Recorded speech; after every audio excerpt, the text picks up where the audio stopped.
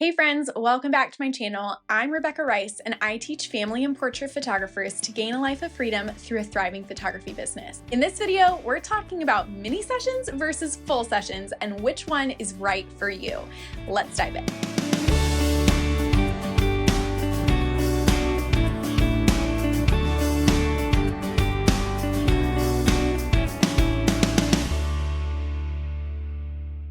If you haven't already, go ahead and like this video so that other photographers just like you can find it easier, and hit the subscribe button so that you get notified every week when new videos go live. Now, before we jump into the, nitty-gritty of the things, I wanted to let you know about a free guide that I have just for you. It's called the 3K Mini Sessions Blueprint, and basically it is a step-by-step guide to walk you through how to make your first $3,000 on a single set of mini sessions. So whether you have run minis before, but you've never made $3,000 or more on one date, or you've never run minis and you're wanting to, it sounds great to you, go ahead and download that guide. It's completely free. It's linked here in the description for you, so that you can work on right now getting things ready for your spring minis, which guys, it's coming up so soon. So don't wait on that. Okay, so let's get into it. Mini sessions versus full sessions. I personally, if you don't know me, I am the queen of mini sessions, as my students call me. So I tend to favor mini sessions over full sessions, but that's not to say that full sessions don't have a place in your product suite. And so kind of want to walk through what sessions lean themselves better to mini sessions and what sessions would be better as full sessions, when to offer them, things like that. So hopefully this gives you a better idea if you're trying to figure out what packages you want to offer when or whatnot. This is for you. So let's talk about mini sessions first. A few kind of like pros, I guess, of mini sessions is, for number one, they are the best way, in my opinion, to maximize your time as well as maximize your profit. Because the way that mini sessions are naturally structured, they are in a time block, about 2 to 3 hours, with clients stacked in that time block. They're on a single date, so you're only driving there and driving home one time to serve all of these clients. It's the best way to kind of make the biggest bang for your buck, if you will, for your time. So let's say you have 1 hour on a Saturday. Let's do 2 hours. Let's say you have 2 hours on a Saturday to do photo sessions. You can either do one full session, or in that same amount of time, you can do 8 mini sessions and make a heck of a lot more. Unless you're already charging like above $1,000 for a full session, minis are a really great bet for making a lot more than what you would for a typical full session. Now, if you're already making above $1,000 or more per full session, then you may want to run the numbers. But for most people who are not charging $1,000 or more for a full session, minis are the way to go.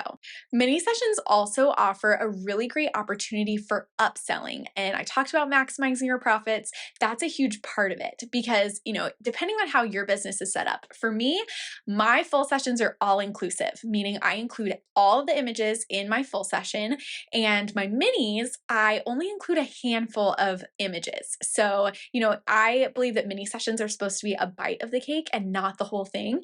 And so thinking along those lines, I deliver about 20 images. That would be the whole cake in our analogy here, but I only include 5 images in their session fee. So they can either take their 5 and walk, or they can purchase more from there.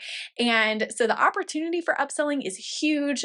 The majority of my clients and the clients of my students buy extra images, and that's something that, depending on how your full sessions are structured, may or may not lean itself towards that. Mine do not lean themselves to upselling, which is fine because that's how I've chosen to structure my full sessions. But that's one reason that, minis kind of helps maximize that profit. Another thing to consider is that mini sessions are a lower barrier of entry for clients. So maybe there's somebody that doesn't know you, they're brand new into your little ecosystem, and they are a little hesitant to spend, $400, $500, $600 on a full session, but they'll spend 150, 250 on a mini session. So because it's a lower price, of course, the offer is different. They're not getting the full gallery, they're getting a bite of the cake, but it gets them to kind of get to know you a little bit. And, it's that lower barrier of entry where they're like, you know what, I'll invest $250 in this person I don't know, rather than, going for their biggest package. So minis offer a nice way for clients to kind of enter into what you have to offer. And then the last thing with minis is that more people are naturally looking for mini sessions, especially in the spring and the fall, because it's kind of become one of those like buzzwords that everybody and their mom wants mini sessions. And so, there's some photographers in our industry that would complain about that, but I embraced it and it did very well for my business as well as my associate team and that whole side of the business. And people just love mini sessions. And so with that, we lean into that in the spring and the fall and book tons of mini sessions, guys. People are naturally looking to get their photos done, so it makes sense to give them that offer. So in my opinion, that's the time to do minis. Other people may disagree with that, and that's okay. I've just found that, building 2 six-figure photography businesses on minis as the foundation, it's the way to go.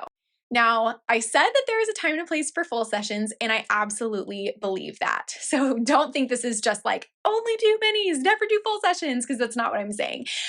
There is a time and a place for full sessions because some sessions can't be mini sessions. So myself, my team, we do not shoot maternity sessions, lifestyle newborn sessions, or smash cake sessions as minis. And as many times as parents would like to say, I just want a quick smash cake, there's no such thing as a quick and easy smash cake session. So it cannot be a mini. And in those cases, that's when we point people to our full sessions where we say, the experience that you're wanting for your maternity, your lifestyle newborn, or your smash cake session, that needs to be a full session. And here's what we have to offer. Now, a lot of times we have clients that book us for minis all the time. And then, they get pregnant. Yay, we get to do their maternity session as a full session, their lifestyle newborn and their smash cake all over here in this full session side. And then they come back to minis for, just their seasonal pictures. So the two can absolutely coexist. And I think they should coexist. I don't think you should go all in necessarily on minis or all in on just full sessions. I think the blend of the two is kind of the best of both worlds. And so understanding what sessions lean themselves better to full sessions over mini sessions will help you greatly. Another reason that we may point somebody to a full session rather than a mini session is if they want a specific date that we don't have minis scheduled on, or a specific location that we're not already shooting minis at. So they want that kind of customization. We will point them to a full session instead to, gently say, hey, we would love to serve you. We don't have a mini session at that location, but we can absolutely do a full session. And so that's when we will point them that way. And then the third reason that we would point somebody to a full session is if they're wanting to do an extended family session. Those should not ever be mini sessions. Sometimes, depending on the client and the size of the family, we will let them book 2 mini sessions back to back and do something like that. But for the most part, we try to point people to full sessions for extended family just because of what it is. It's a lot of people, a lot of moving pieces, and you don't want to fit that into a mini session. Trust me, we've tried. So the two absolutely coexist, your mini sessions and your full sessions. Hopefully this gives you an idea of, when a client comes to you, which one to point them to. I guess another thing that's worth mentioning, this one's like a bonus, is it depends on the season.